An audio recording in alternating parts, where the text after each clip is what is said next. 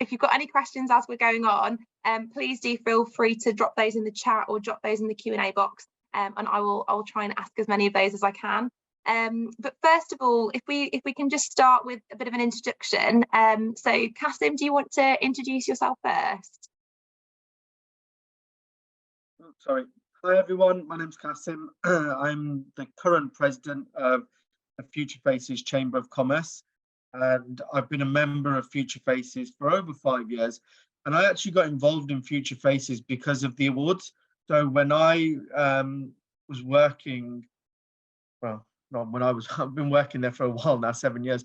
When I was at Pathway Group, our relationship manager from the chamber came to see me, and I had a meeting with him. And he's like, why don't you put yourself forward for the Future Faces Awards? Now, I'd always seen Future Faces, but I never really understood what it was.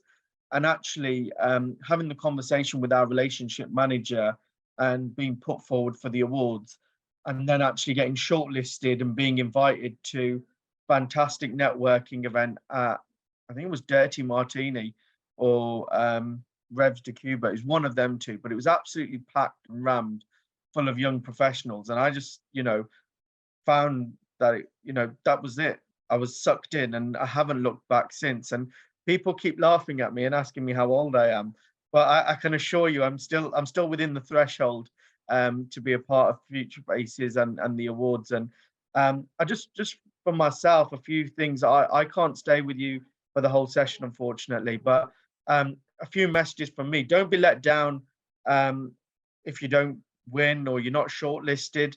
I have been nominated for numerous awards and don't win and don't get shortlisted all the time. And sometimes I really enjoy actually writing the application because it allows you to reflect on what you've achieved. And sometimes you don't necessarily do that as a young professional because you're constantly working, you're in the hamster wheel. You never actually stop to reflect on your achievements or what you've done. So for me, the application process in itself is quite empowering, and it allows you to reflect and, speak to people, speak to your managers, speak to your colleagues, and just have a think about all of those things that you're doing that may just be day to day for yourself, but actually when looked at by an outsider is actually quite phenomenal. So it could be, your voluntary work that you're doing, the time you're giving to charities. Any of that stuff is really, really key information. And I would make sure you put much into your application. From me, sorry, quick bit of advice from me is tell a story. When you're writing your application, provide a journey of where you've come from, where you've been, what you're looking to achieve. It's really important that your application speaks to the judges and tells them who you are. Try and make it personal and about you. And I think the one thing that people really miss with awards applications is evidence. Give examples of how, it's great saying I've done fantastically well at work, but tell us what you've done, what have you achieved? And those key points are really, really important. That if you've got a promotion, talk about that promotion, talk about how you got it, talk about why you got it, and stuff like that. So it's really important that the detail is really important that you get that in and you give those examples. Lost my train of thought now. But yeah, so don't be disheartened if you're not shortlisted, and if you don't win, keep putting yourself forward. It took me 2 years to win an award at Future Faces, and then I won 2 in a row. So again, it just comes with time and effort. And again, if anyone wants any help, reach out to me on LinkedIn. I'm more than happy to spend half an hour on a call to go through your application and support you with that. I've unfortunately got to go. It is Eid today, so anyone on the call, happy Eid. And we'll see you at the shortlist barbecue, I assume. Brilliant. Thanks so much, Kasim. I've just remembered one thing as well, Sophie. Yeah. One of the major things that we all suffer from, and one of the things why I think the awards is so important, is imposter syndrome. So if you're the kind of person that's asking yourself, well, should I really be putting myself for the awards? The answer is yes. Every single person should be putting themselves forward for the awards. Don't let the imposter syndrome within you eat you up. And if you are suffering from imposter syndrome, I'm going to hand over to Sophie, who's going to tell you about the Future Faces theme of the month for this month. But that's all from me. Thank you so much. Thanks so much, Kasim. So I'll go over to Lillian now. So obviously, Lillian, you are our chair of judges for the awards this year. Just sort of talk a little bit about yourself, what your role is, and why you're excited about being our chair of judging. Absolutely, thanks, Soph. So hi everyone, I'm Lillian. So I work for the Chamber. I am head of membership. I'm really excited to be chair of the judging panel this year. I have chaired other judging panels, but never for Future Faces. So really excited to have that opportunity this year. My role within the judging panel, I'm chairing the panel, but I am not one of the judges. The judges are all external. So one of the judges is here today. So you get to meet him in a little bit. My role very much is to guide the judges. So I will be compiling all the application forms, checking eligibility criteria, collating all the scores from the judges, and really making sure it's a smooth process for the judges, but also for yourself.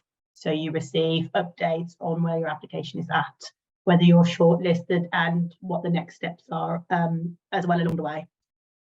Brilliant, thank you very much, Lillian. And Jamie. So Jamie, you were a past winner of the previous Future Faces Awards. Do you want to give a bit of an introduction about yourself? What do you do? Yeah, of course. Thanks, Sophie. So yeah, I was fortunate enough to win the Future Face Finance Award last year. So back in August, I know the awards this year is in September. So yeah, very much looking forward to that. So yeah, my name is Jamie. I'm an assistant manager. I work at a place called Mazars. So they're a top 10 accountancy firm, and I work in risk consulting. So it's part of the advisory and consulting service line.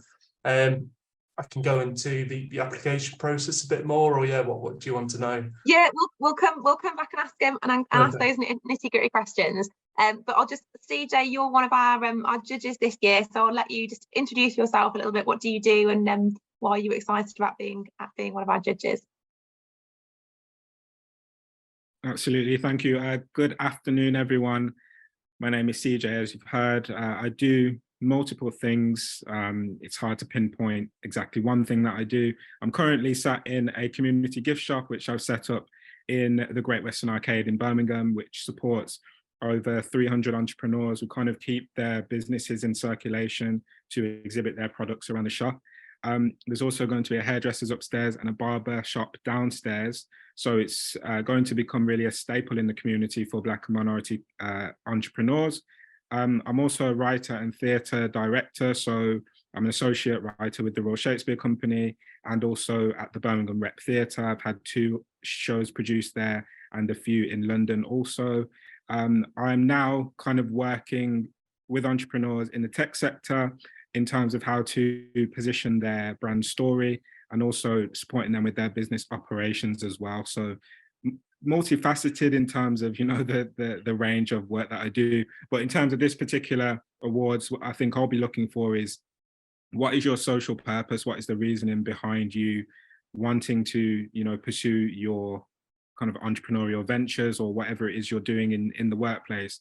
What is it exactly that, you know, is your driving force behind that? And I think I'll just be more interested in learning about you really as individuals and kind of what the ambition is overall for your ventures. So thank you so much for coming and being a part of this. Oh, that's excellent. Thank you so much. Thank you so much, CJ. I'm going to go to Lillian with a question first. So if for those who've joined the call today and may have applied for previous awards or sort of know the process of the Future Faces Awards application, how has that changed for the Greater BYPY? How has that changed this year? Right, so yes, so some of you may know if you've entered in the past or looked at entering in the past that we had an application form and that was your only kind of entry requirement. You filled in the form and that's how we judged your application to the awards, and we use that for shortlisting purposes. It has changed quite a lot this year, so we are still doing an application form. It has 3 questions on it, so it's shorter this time. It also has tighter word limits. So that means you have to be more concise in your answers, which I know can be tricky, but for those of you who might find writing more challenging, there will be less writing this year. And then the big difference is that we've introduced a second stage. So after the application form, scoring and judging, you will be invited to an interview.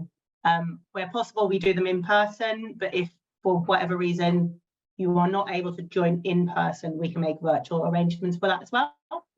Good thing about that is you get an opportunity to talk a lot more about you, what you do, and elaborate in a lot more detail than you would be able to do in an application process, like an application form, which is why we've changed that. So yeah, the application form deadline is on the 10th of July, and then after that you'll be invited for an interview, which will be taking place in August. And then obviously you'll find out if you're one of the winners in September. We've just had a question that's just popped up. Should applications be written in first person or in third person? That is a good question. And Jamie and CJ might have views on this as well. I would say whichever you choose is okay, but be consistent, because otherwise it can be a little bit confusing. Thank you. Okay, so I've got a question for Jamie. I mean, I know that Kasim sort of briefly just talked a little bit about imposter syndrome, but I know that you obviously were the winner for finance in the last awards, but was imposter syndrome something that you felt when you were sort of in that application process? If there's someone sitting here today thinking, oh, I don't know if I should be applying, what would you sort of say to them? Yeah, great question. And imposter syndrome is something which everyone kind of experiences, kind of, I suppose, directly or indirectly. It's something which kind of comes and goes, I suppose, faces and winning for some of these awards. I suppose a bit of background about me. I kind of spent 4 years over in the United States, kind of doing a tennis scholarship and getting my degree over there. So kind of coming back home and then getting back into, you know, the ways of working and I suppose how things, you know, operate and work in the UK again. I was kind of looking at different awards, you know, how I can make my mark, so to speak, kind of in the Midlands, where I want to be based. Is it London? Is it Midlands? That sort of questions were coming to me when I first came back. But I feel like Midlands is a thriving kind of city, and it's where you can really, you know, make a difference in a positive way and be part of this community. So, you know, well done on everyone joining this call. That's very much the first step, and it's a very good indication. And I can almost guarantee that the majority of you have a very good chance of being shortlisted. So that is the first step, and kind of the knowledge and understanding. Whether you think you're ready or not to kind of apply this year, kind of going off what Kasim was saying, it's very much why not? You know, if you don't buy a raffle ticket, you can't win the prize. So, you know, if you don't put in an application, that there's only one thing for sure, which is 100% you can't win. So, you know, you've got to apply, you've got to put yourself out there.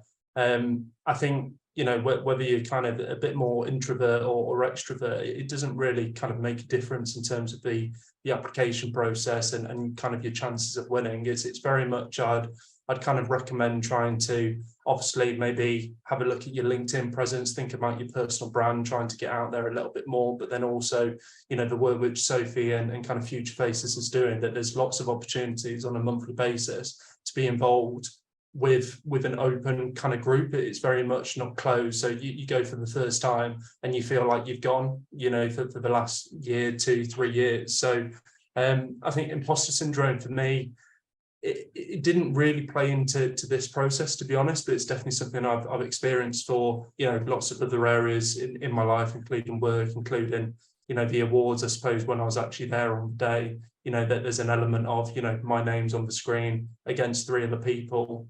Why is it there? You know, and then why did they announce me as the winner? You know, but I think you've got to back yourself, and I think also a little bit of innocence is good. So, you know, it's what you don't know. So, you know, you go for it, and then who knows what can happen. Oh, brilliant. Thanks so much, Jamie. CJ, are there any sort of, I mean, I know that you've been a judge for other awards, and obviously you're the judge for our awards this year. Are there any sort of common mistakes or pitfalls that applicants maybe fall into and should be avoiding? That's a good question. Yeah. There's a couple of things. I think it's kind of echoing the sentiment that Jamie's just shared.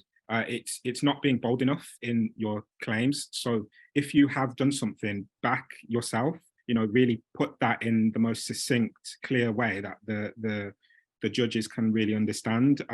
Sometimes we run the risk of being too humble. You know, I myself consider myself an introvert. I lose a lot of energy when I'm around lots and lots of people, but it's about channeling your energy into the right areas. So if you do know that you're a bit more of an introvert, figure out what it is that you can do to present yourself in a way that exudes confidence, because as part of this interview process, you will have to exude that confidence so that others have confidence in you. It is sometimes difficult to do that when it's a new experience, but that is really going to put you in good stead if you can try and, you know, work on your projection, work on your, you know, your personal kind of presence, and as Jamie said, your profile online as well will obviously aid to that, because if we put your name in on LinkedIn, we just want to see that you're a bit active on there and that you've got a little bit of a, you know, a following, I guess, because I think the more that you can show that this is something you're passionate about, the more other people will, you know, be on board with you as well, because ultimately we want to see you do well. We want to engage with you. So I think it's just finding that side of yourself that I think anything in your application that is unusual and is not something that's common, you know, I guess unusual and common are the same thing, but if it's something that is, it makes us want to ask questions as well. Obviously, if you get to the interview stage, so that is something I'd say, you know, to really hone in on. What is it about you that's unique? What are you doing in your workplace? And ask other people as well. Or, sorry, not just workplace, but, you know, in terms of who the people that you work with generally, ask them as well, what do they feel is unique about you? What's been their experience of working with you? Because sometimes you might not know that about yourself, but other people will tell you, you know, what you're good at, and, you know, then you can really feed off that and use that for your application as well. The point about writing it in third person or first person, I think third person is good because it almost creates this sense of validation from others, which also can aid to your application. But if you are doing it in first person, I think, well, I tend not to write my own applications. I get other people to do it and then I'll add to it. But if you're writing it yourself, I just think be bold. You know, if you are writing it yourself, you're writing it yourself, so be bold. If you're writing it in third person, be bold, but it's going to come from a different lens. So it's just, if you are writing it, I'd say, you know, if you're writing it yourself, do it in first person, be bold in that claim, like, because you believe that you have done exceptional work that should be recognized. So, you know, yeah, that's my perspective on that. Thanks so much, CJ. That's really helpful. We've just had a question come through. So I'll read it out and you can fight over who wants to answer the question. So somebody's just messaged saying, if you are new to a role or a position of responsibility and haven't yet implemented things that you hope to change or hope to embrace to make an impact, but have plans to over the coming months, can you or should we talk about these things in our application? Does it need to be examples of ways that we have gone above and beyond previously only, or can it be things that we're sort of, I suppose, I mean, is it things that we're also aspiring to achieve? Lillian, do you want to go for that one? Yeah, it's a really good question, and it's a tricky one because I think you've only got 250 words on the application form, so I would try and focus on things you have done, not things you're looking to do, because I think for a judge it's hard to quantify things that you're planning on doing but haven't yet done. However, I definitely think that in the interview stage there would be more of an opportunity to talk about your aspirations and your future plans as well, but at the application form I'd focus on kind of facts on things you've done already. Thank you. For those of you who don't know, Future Faces, the difference between Future Faces and the rest of the chamber is that Future Faces is about you as an individual, whereas the awards that we do in the chamber is about what a business has done. So as an individual, you know, so there might be some of you here today thinking, well, you know, why should I put myself forward? What you know, what will I get out of that? What difference will it make? So Jamie, I know that obviously you won very recently. Has it had an impact on your career? What difference has it made to you being a winner? Yeah, I mean, straight off the bat, I'd say a huge difference just in terms of internally and externally. So I'm kind of working on the intermediary kind of networking, and I suppose raising the flag for Mazars as well as, you know, my own personal brand as well. And it's just kind of elevated, you know, my status, my, you know, presence within the region, you know, being invited to speak, and fortunate enough to speak to all of you, you know, on the call today, and just to kind of reciprocate what Cassim was saying as well. I'm happy to kind of be a helping hand, so feel free to connect with me on LinkedIn, and happy to set up a call and talk through your application. Absolutely. But yeah, I suppose internally, you know, it's led to greater kind of development, you know, in terms of taking on more clients, or I suppose just how I'm kind of seen in a way, you know, it's just opened up doors which I didn't really know were there to open. And I suppose, you know, I'm quite an ambitious individual. So in terms of like winning the award quite early on in my career, you know, I just turned 27 last week. It is kind of helping me with what my career kind of trajectory and goals look like. So yeah, it's definitely, as I say before, it's not something which you kind of go into kind of presuming you're going to win. But, you know, very much so, if you're fortunate to kind of win it, it definitely is a huge kind of deal. And, you know, you really need to take stock as well. Like I'm guilty of kind of just moving on and going into the next thing. But, you know, take that time to appreciate even getting shortlisted, or even just putting the application in. It's good to, you know, go through these things, and, you know, everyone's got their own journey. So yeah, it's been great, Sophie. Oh, brilliant. We did an alumni event recently for some of the previous BYPY winners, and one of the ladies I met there was a category winner, I think over 10 years ago, and she today still has in her signature in her emails that she was a BYPY category winner. And she said that actually even now, 10 years on, the conversations that it starts with new clients, new work, is phenomenal. So yeah, it's something that isn't just to enjoy now as a young professional, but actually can make a difference in your career as you go on. I've just got a bit of a sort of more technical question, I suppose, Lillian. For those people watching today, do you have to be a Future Faces member to apply for the awards? Are there any other things around it? Sort of what age do you have to be? Just, I suppose, those technical parts. Yep, absolutely. So you do not have to be a Future Faces member to apply for one of the categories. The only category you have to be a member for is the Future Faces Ambassador Award, which is a separate application form. But all the other awards you can enter. And the only other caveat is you have to be under 35 to enter. And with that, it'll say on the application form, I'm just double checking it states it at the top. You need to be under 35 or under before the awards take place. So on the 22nd of September. Brilliant, thank you. We've just had a question come in. So maybe this one's one for you, CJ. Somebody's asking, should I still be applying where if I'm not where I want to be in my career just yet? What about if I'm relatively new in my role? Yeah, that's a good question. I think it ties in with the similar question about, you know, if I haven't been able to have that you know, the physical kind of changes that I've wanted to make, I haven't been able to make yet.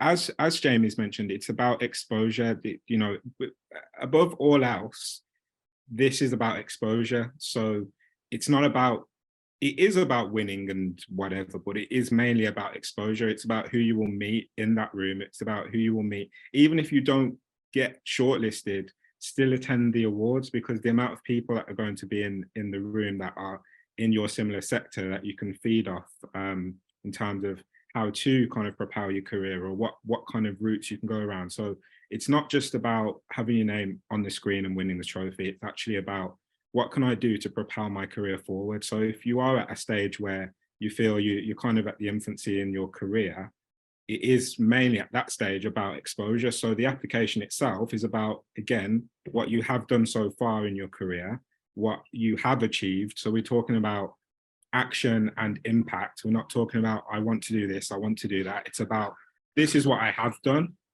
I've applied for this role, and since being there, I have done this, I have had this impact. So even if you haven't been there for a long time, I'm sure there is some impact that you could draw on, and perhaps ask your line manager what are the sorts of things that you've done that have perhaps been impactful so far.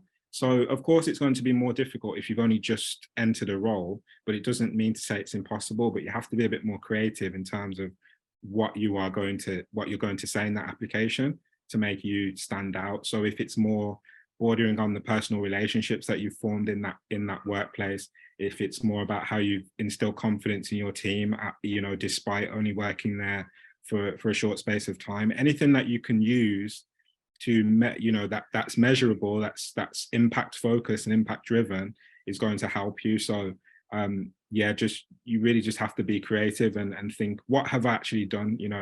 Write a list of 10 bullet points. What have I done since working at this workplace? And yeah, that's kind of, yeah, I guess my thoughts. Excellent. Thanks, CJ. That's super helpful. I just want to take an opportunity just to let people know a couple of things. So I know that these guys have talked about being shortlisted or winning, the impact that it can have on your personal brand, it can have on the company that you work for. And then I suppose another, we haven't really promoted this as of yet, but another nice thing to know is that if you are a winner, if you are a category winner, you will actually be invited for a dinner which will take place at Fazenda in October. So that's just one of the nice things to know. I think Lillian mentioned earlier that the application deadline is the 10th of July. So you've still got time to put an application in. And then the other thing that we are looking to do, so I think mentioned it previously at the beginning, but I'll just go over it just again for those who have joined the session a little bit later, is that the reason why the award is being called the Greater BYPY is we're relaunching the BYPY Awards, which was Birmingham Young Professional of the Year, and we're now opening up for Greater Birmingham Professional Greater Birmingham Young Professional of the Year.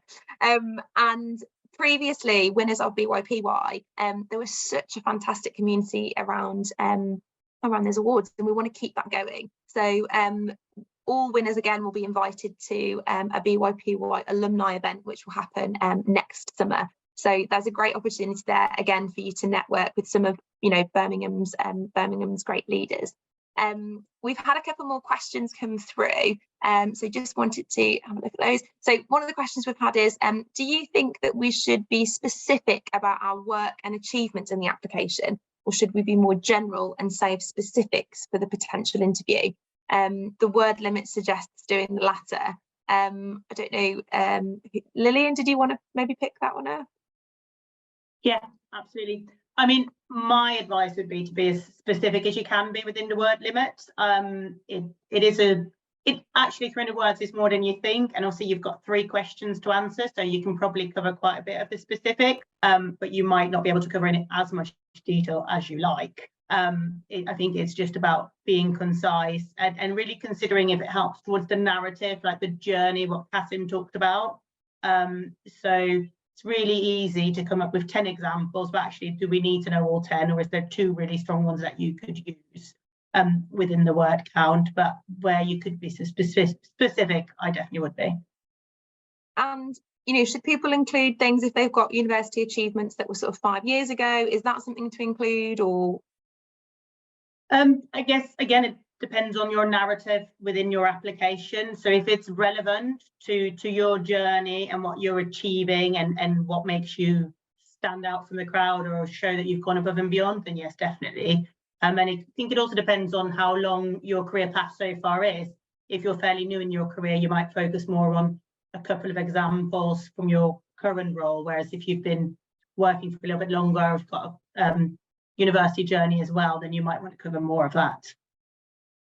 I think it's definitely not just about work. Yes, it is about work, but there's also lots of additional stuff people might be doing. You might be having one career but do something in a voluntary role that's really relevant to your application. So definitely I think there's opportunity for context and adding those things in as well. Brilliant, thanks Lillian. So we've had another question that's come through, CJ, probably for you, around the sort of the interview process. And the question is around, will interview questions be based specifically on their application, or will you also be asking sort of broader questions that might not be specific to their application, but might be sort of for everybody? I suppose what are you, maybe you've not quite thought about what you're asking in the interview yet, but when you are going to be face-to-face interviewing, what do you want to hear? What do you want to get out from them? Yeah, I think by that point we probably won't be as concerned with the application itself. We'll be more concerned with you and what and who you are. The person behind the application. So I'm a storyteller, I'm a writer, so I'm very much interested in what's the narrative arc here. What have you had to overcome to where you've got to? What are the pitfalls? What's the journey? Because we can all talk about the degrees we've got, we can all talk about the jobs we've done and the careers that we've managed to form and build, but it doesn't just happen overnight. There's a lot that goes into that. So really I'd be interested in, and I'm sure the other panelists will be interested in, not just what's on the application form, but this is an opportunity for you to really promote yourself and your journey. That's going to be what's going to inspire us. We want to be in there to be inspired as well. So that's what I would say. It's probably going to be a combination of two. We'll want to know a little bit more about you personally. Yeah. Brilliant, thanks, CJ. Jamie, when you were in your sort of application process, were you a Future Faces member? Were you not a Future Faces member? How did that sort of impact your application process? Yeah, good question. Take me back a year. It's hard to believe it's only been a year, to be honest. It seems a lot longer. I think at the time I may have stumbled across one or two events and kind of attended, but very much, I suppose it was in the wind of at the same time of having this notion or possibility of applying, and then quite soon after actually then finding out I was shortlisted, I was then a little bit uplifted, and then you probably saw my face a little bit more at some of the events. But for me it was actually, I suppose, less of strategic, something planned in terms of applying, but more having heavy support from the office managing partner at the time within the company which I work at, and I suppose them having to talk about potential talent or someone who might be a good person to nominate. So in terms of that third person talk, it was kind of written in terms of them, I suppose, putting me forwards, and then I just helped in terms of filling in the gaps and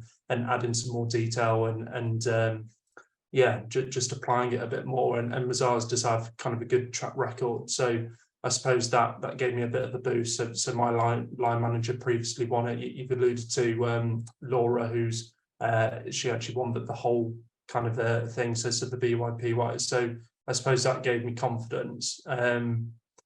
But notwithstanding, it's all about the application itself and your involvement, and I suppose it's linked to how much you want it as well, because if you really do want to win, then you'll put the things in the application which kind of demonstrate that. And then, as CJ alludes to, when you get to the interview process, it's about your journey. So what separated me, when I kind of look back, and it's actually interesting to listen to Lillian and CJ to see what was going into why I won last year. But it's all about kind of resilience and your story, and I suppose what you do separately. Being the future face of finance, that comes with, I suppose, a bit of pressure in a way, but pressure's a privilege, sorry. So it's not necessarily about what you do on a day-to-day with your work, your technical skills, but it is how you apply yourself on a day-to-day and kind of the energy and, I suppose, influence within the city. So I wasn't Future Faces, didn't know a whole lot about that when I was applying. So if you're in the same boat as what I was last year, you still very much have a great chance of doing well in this. Someone's just sent a question specifically for you, Jamie, asking, what do you think it was about you that made you stand out from the other applicants? Do you know the answer to that? If I had, I'd probably put it in something and make quite a lot of money. Must be the X factor. I don't know. It sounds a little bit big-headed, but just something in the application must have caught the eye. I try and kind of go for opportunities. if you put yourself out there, you don't know where it will get to. But no, I don't really know the answer to that. But each day I try and apply myself and, you know, try and do better each day. So if you kind of approach every day like that, who knows where you'll get to. Thanks, Jamie. I think that's actually quite a helpful answer, actually, because I think there's quite a few people who are on this call today thinking, well, I haven't done that amazing thing to add in my application form. And actually you're sitting there going, well, I don't know what it was. So actually, you know, anybody should be applying, everybody should be applying and putting themselves forward. I think it was you actually, Lillian, that said to me once, you know, we all think that what we do every day is normal. And it's actually only when you start talking about what you do every day to other people that you figure out it's not normal, and we're all unique. We've all got something special to share. And this is an opportunity to do that and have a go. Oh gosh, we've got a few more questions coming in. Read them. Why does the going above and beyond question have more points? Should our achievements... Oh, so this is somebody who studied the application already. So I'll ask it again, sorry. Why does the going above and beyond section have more points? Should our achievements be speaking as loudly? Lillian, do you want to answer that one? I'm just having a quick look at the application form. So I think the main reason the questions don't have quite the same weighting is the first one talks about who you are. So who you are, what do you do, your current role or any previous roles. The second one is your career, any achievements.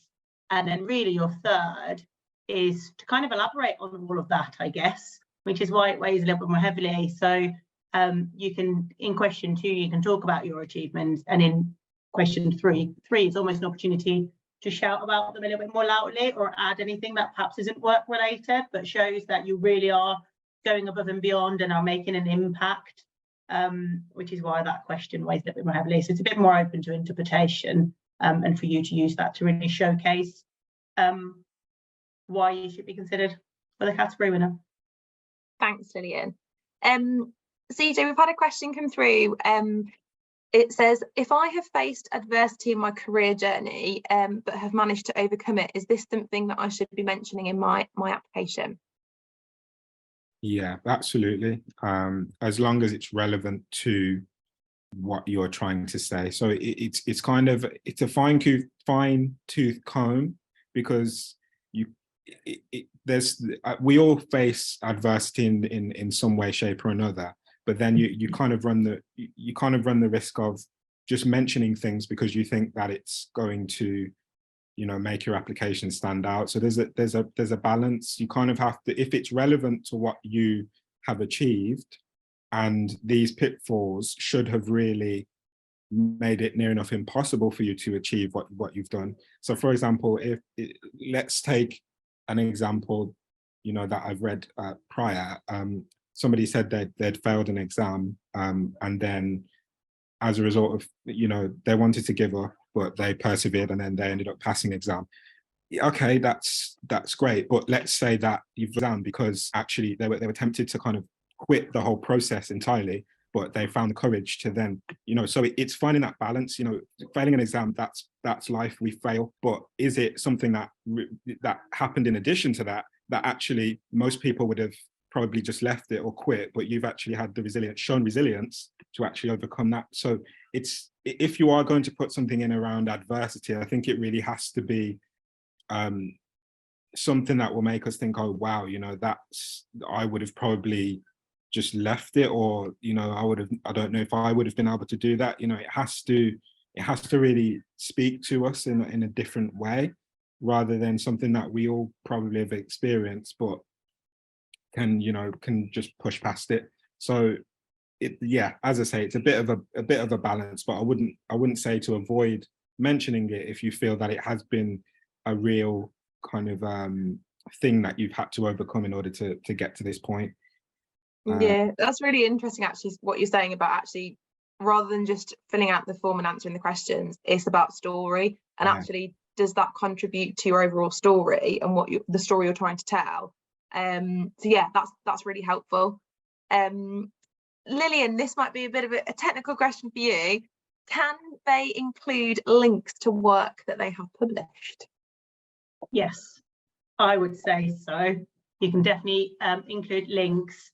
I'm not sure, so it's a judging process, and there's the 250 words, so I'm not sure they'll read it in full detail, but I think just to highlight, if you want to talk about the fact you've published something, and just to kind of back up the fact that you've published it, you can include the link. Not entirely sure we would be able to read the full publication, but just to demonstrate that you have published work is definitely worth putting in.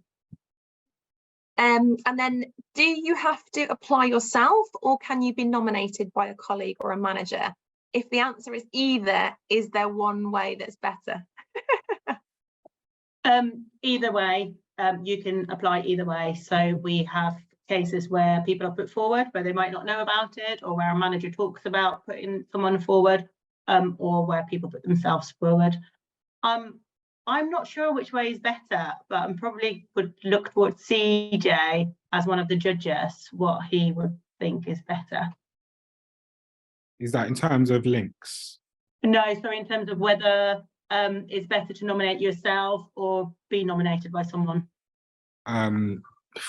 There's people who have won that have nominated themselves. There's people who have won that have been nominated. I'd say if you want someone to write it for you, then you still have to write elements of it, because there's things that they wouldn't know. So I say that writing your application yourself can be a great benefit, because you know yourself better. So you know what you've been able to do, you know what you've had to overcome, you know the kind of more minute things that you may have done that other people might overlook. So, you know, it's always going to be of benefit to write it yourself, and that, you know, it's also equally of benefit if you get somebody else to look over it and then add what they think, and then if they want to submit it on your behalf, then that's also great. But it doesn't, whether you do it yourself or whether it's somebody else that does it, that doesn't come into play when it comes to the application. Whether you're thinking, oh, if I write it myself, I'm going to be, you know, people are going to think that I'm arrogant or whatever, that's irrelevant. You know, it's what the application is saying, that's the important thing, you know. So yeah, it's just whatever is your preference. Thanks, CJ. I mean, I guess if you know someone's going to be nominating you, then take CJ's advice and maybe have a chat with them and say, can I just look at the form before you submit it and check that there's nothing I could add or take away? And then I suppose if somebody nominates you without knowing and you've put yourself forward, then we'll figure that out on our end, and we'll, you know, that'll be our problem to deal with, so don't worry too much. We've had a question just come through. Where can I find the application form? So the Chamber events team have just sent you a link in this chat now, but we will send an email out after this session to everybody who's joined with a link to the application form if you haven't got it already. It is available on the website, so if you go onto the Chamber website and the Future Faces event, the awards are there, and there is a link on there that you can download it, but we've put it in the chat for you, and we will also email it out, so no problem. If I nominate myself, do you have any tips on keeping the application professional whilst also showing individuality? Is there a preference either way? I don't know who wants to answer that one. Shall I ask it again? If I'm going to nominate myself, do you have any tips on keeping the application form professional whilst also showing individuality? Is there a preference? Would you prefer the application to be professional, or would you prefer it to show individuality? I would say be yourself. So if your natural writing style or communication style is quite professional, that is absolutely fine. If it's not, just be yourself, because I think to show who you are and what you've achieved, to try and do that in a style that isn't naturally you, I think will be really hard. So I would say, if whatever style you choose, you will show yourself in the best light if it's your normal natural style. And I think it doesn't have, if you're more informal in your writing, that is absolutely fine. We won't say, well, they haven't used really difficult words. In a way, actually, I made a note to be aware of if you're working in a industry specific, think about jargon or industry language that you're using. that judges might not understand if they're not from that same sector. So in many regards, actually, you probably want to amend that a little bit so people understand what you're talking about.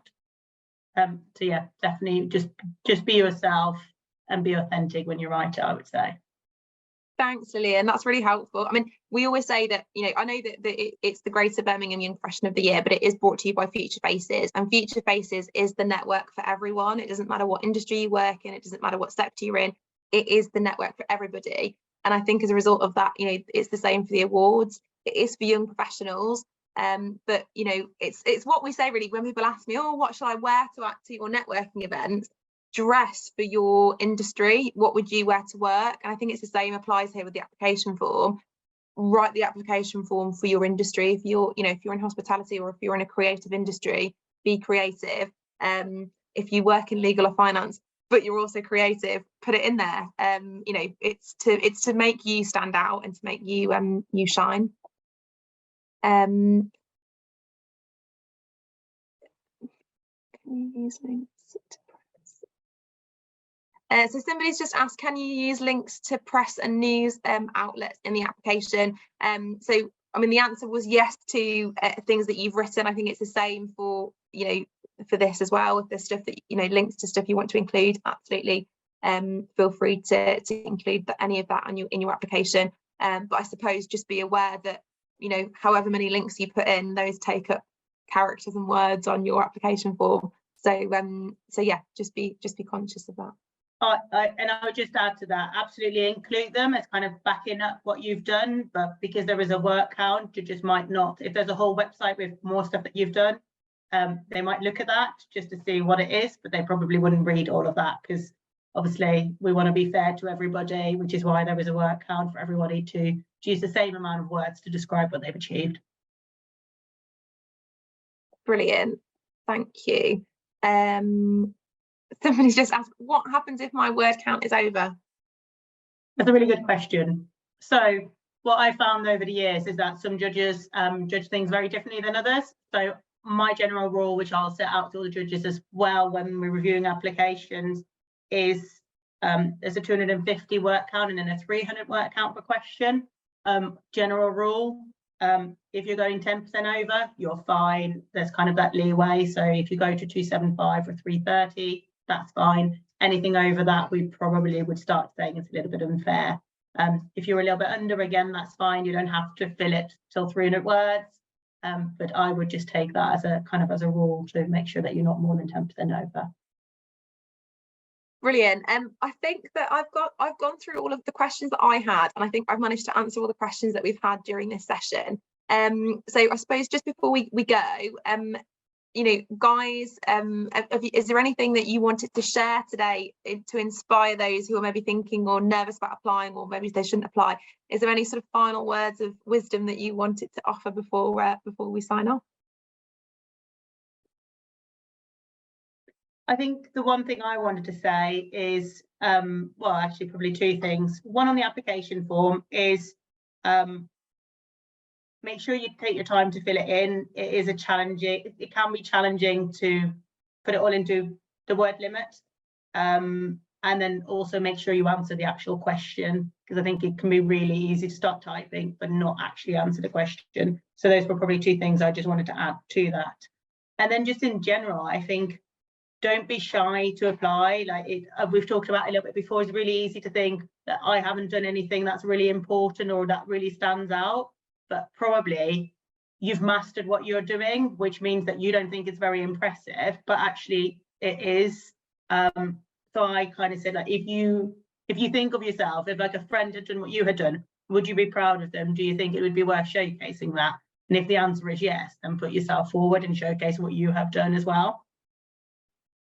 Brilliant, thanks Lillian. I think as well, just, I mean, you know, have a little bit of a Google and have a little bit of a look of some of the previous winners. I know that for BYPY there's some winners like Akhtar Islam. He was a BYPY winner. He's now a Michelin star chef in Birmingham.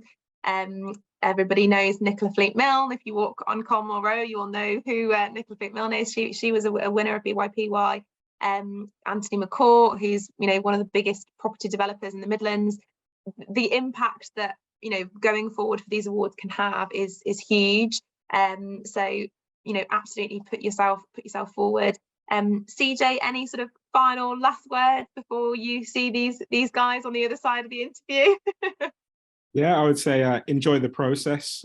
Make sure that your passion shines through, and that it's not just you're not just doing a tick box exercise. Like, this is something you should want to do, because it's going to help you ultimately. You know, win or lose, inverted commas. This is a great opportunity, so just enjoy it, and you know, we'll see you on the other side. Thanks, CJ. And Jamie, finally, you know, any advice to people? You know, you were in their shoes sort of this time last year. Any sort of final words of wisdom? Yeah, Sophie, yeah, it gets incredibly nerve-wracking on the day, I must say. Even if you think you don't have a chance to win, you're still sat there, you know, having a few drinks and getting ready for your name to potentially be called out. So yeah, that is nerve-wracking.